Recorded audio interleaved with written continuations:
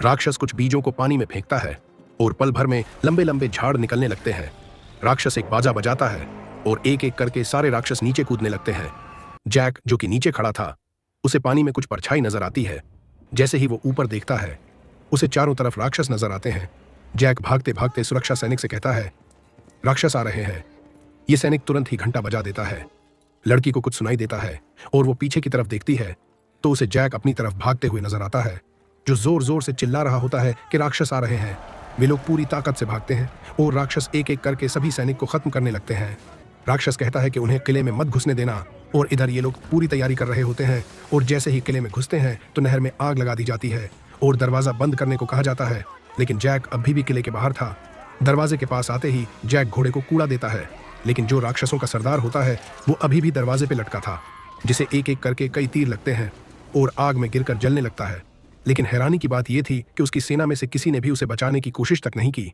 लेकिन अच्छी बात यह थी कि आग सिर्फ ऊपर ऊपर लगी थी।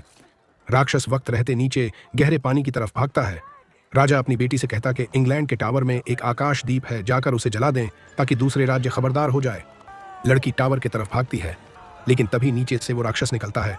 दोनों जल्दी से एक शाही कोट में चिप जाते हैं, लेकिन राक्षस उसमें भी उन्हें देख लेता है।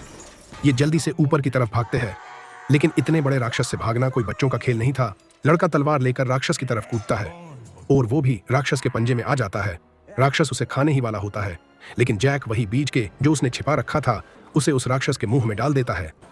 बीज पेट में जाते ही अपना असर दिखाने लगता है और पल भर में उसके अंदर से लंबे लंबे झाड़ निकलने लगते हैं जो उसे निपटा देते हैं। लेकिन अभी बचे थे ये बाहर वाले राक्षस। राक्षस अंदर किले में आते हैं और वो देखते हैं कि राज्य से लंबे लंबे शाखाएं निकल रही हैं और सारे के सारे राक्षस झुक जाते हैं, क्योंकि जैक के पास वही ताज होता जो उनके सरदार के पास था। और लड़की जैक का हाथ पकड़ लेती है। अगले ही पल हमें दिखाया जाता है कि जैक और वो राजा की बेटी शादी कर चुके होते हैं और उनके 2 बच्चे भी हो जाते हैं।